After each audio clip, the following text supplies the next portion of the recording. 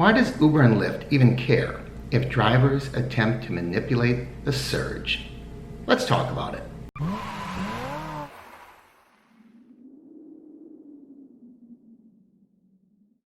They're saying that they can kick you off the platform for turning off the app. Welcome everyone, Mark here from Uber Hints. Before we get started, if you haven't already, please subscribe to this channel and ring that bell icon so you'll know when I post new videos. Now, what I'm going to talk about today is an article. This one's from ABC News. It's kind of an extension of something I've talked about earlier, but this has some interesting twists, not in the article, but in what the article is missing. You know me, I am always coming down on the media because I think they have become rank amateurs. I think they just they're in lockstep with one another and nobody really investigates anymore. And there are some glaring questions to be asked in this story. All right, I'm going to read a little bit about it. First of all, the headline reads, Lyft says drivers tampering with surge pricing could be booted. Lyft surge pricing, do you see some inconsistency there? Then it goes on to talk about nothing but Uber. So, okay, now I'm being critical of reporting, but let's look at the deeper issue, the one that really affects us, and the way that rideshare companies view us, and things that are missed, even by the government, as it pertains to rideshare. So, let's go on. It says here, rideshare drivers who tamper with surge pricing will face being deactivated after a report revealed that rideshare drivers at a Washington, D.C. airport, they're talking about Reagan, coordinated to boost fares, Lyft said. Then it goes on to say, I'm skipping ahead, I'm not going to read the entire article. This is a quote by an unidentified driver. All the airplanes, we know when they land, so 5 minutes before, we turn off all our apps. All of us at the same time, said one driver who declined to be identified.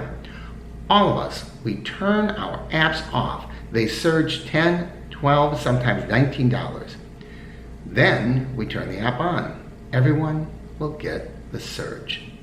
First of all, is the new surge not in effect in DC? But secondly, and more importantly, as a frequent traveler and someone who spends a lot of time in airports, an airport like Reagan is busy. It is incredibly busy. There are planes coming and going every 5 minutes. I just looked at flight stats. There are always planes landing at Reagan.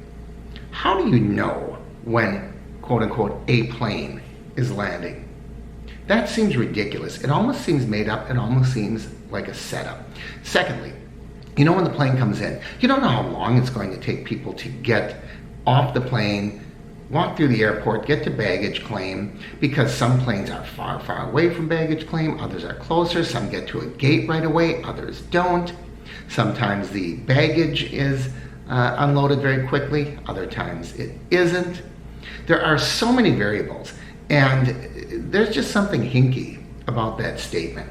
Either number one, drivers think they're doing stuff that really isn't having an effect, or number two, that's just a fabricated quote describing how surge manipulation may work, but there's so many holes in that thing.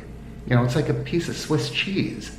So that's the first thing. You tell me, how in the world can you be that precise to know exactly when to coordinate the turn-off of the app, the logging off of the driver on the app, based on when a plane lands? It doesn't ring true to me. Leave your comments down below. Let me know what you think. Okay, next up. The drivers who spoke said they hacked the surge because their pay has gotten so low they can't cover expenses. No surprise there. Then it goes on to say, quote another driver who says that Uber is in effect defrauding the passengers by taking 35 to 45% of their, 35 to 40, I'm sorry, percent of the fee. They're taking all this money because there's no system of accountability. Well, you know, I mean, it's a private company. Well, it's no longer a private company. So maybe accountability is going to have to take place or increase. And then it talks about them going on strike. There are some, now remember Leor Zelmanson. I spoke about him last week, and he was the professor who talked about rideshare. Now the interesting thing is, they're quoting this professor, and what I'm picking up on here, it says he is a professor in Israel. In Israel. So you got a professor in Israel that's doing studies on what's happening in Washington, D.C. How close is he to the subject? And it also says that he studied drivers in 2016 to 2017. You see what's happening here. There are so many things going on, and you wonder, how valid is it? How much has changed in the app in 3 years, from 2016 to now? You know, this breaking story, isn't anyone digging into that? Isn't the reporter looking at this and saying, hey, wait a minute, what are you talking about surging in 2016? I started driving in 2016, December of 2016, and I can tell you the changes I saw have been monumental. So what do you think? Is a study that was done in 2016 even valid today? Leave your comments down below. Interestingly, the surge hacking was not denied by Drive United, an ad hoc union for rideshare drivers. Then, as always, they give a quotable quote defending the action, saying people aren't being paid enough, they can't support families, yada, yada, yada. Now, this is interesting. It quotes Lyft and Uber. And it says here, Lyft takes any allegations of fraudulent behavior very seriously, as it violates our community guidelines and can lead to deactivation from the Lyft platform. Uber told ABC News, this behavior is neither widespread or permissible on the Uber platform, and we have technical safeguards in place to prevent it from happening. Here is my question regarding those statements. First of all, it screams, if it's not really happening, it's not widespread according to one company, or it's ineffective according to another, what's the point? It's a non-issue, unless there really is something going on. And the second thing, and this is, and I'm kind of saving this one for last, because this is the big daddy. What I'm about to talk about right now is huge, monumental. They're saying that they can kick you off the platform for turning off the app. Now, granted, it's turning off the app in a coordinated effort, but they are saying that you can be deactivated for coordinating with other people to turn off the app. I thought we were independent contractors. How can they tell an independent contractor when they can and cannot turn their app on and off? I thought that was the crux of the entire argument. Hey, you're free to work when you want. Whenever you want to start working, you can do that. Well, I don't want to start working for 5 or 10 more minutes. I have a hamburger to eat here. I have a personal call to take. How can they kick you off a platform for not being logged on if you're an independent contractor? I was racking my brain on that one, and I can't figure it out.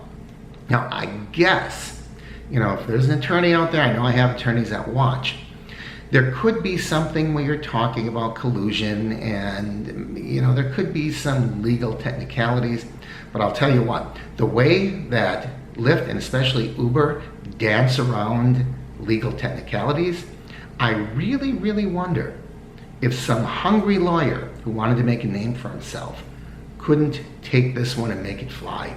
This seems to be the crux. This seems to be what they continually rely on for drivers to be independent contractors. You can turn the app on and off. You can work whenever you please. Now they're telling us, no, if you turn the app off in a time we don't want you to, we can deactivate you. You see, they have all the power. They can decide whether or not they want you on this app. They can decide how you operate on the app. If they don't like it, they can kick you off, and yet you're an independent contractor. It doesn't ring true to me. There really is something wrong there. Now, I think this wrap-up is quite interesting. This is from that Zelmanson, and I don't know if this is the same quote or a variation on the quote, but here are the reasons that he has determined this happens. when drivers feel isolated from both company and peers, when they feel the company calls them partners but keeps increasing their company commission, when they feel the system is an opaque black box, meaning it's not transparent, right? Whose choices they can't understand, and they interpret it as if it tries to hurt their wages, it sometimes ends up in them attempting to gain a sense of control by gaming the system for their benefit. So, what do you read into that? I think the biggest takeaway is they're trying to control the way that drivers operate the app. They're trying to control when we go on and off the app. We're trying to control it too, because we're told we can. We're told we can turn that app on and off whenever we darn well please. And now they're telling us, oh, no, no, no, no, no. If you turn it off at a time when we don't want you to, we're going to boot you right off this platform. So that one had a lot going. There were a lot of things going on in there. The legitimacy of turning the app on and off. Is it even working? Is surge manipulation effective? But most importantly, are we independent contractors if they can tell us when we can and cannot work? A lot going on here. I'm waiting for your comments. As always, I encourage you to like and share the videos. Leave your comments down below. If you haven't already, please subscribe and ring that bell icon so you know when I post new videos. Thanks for watching, everyone. I'm Mark with Uber Hands.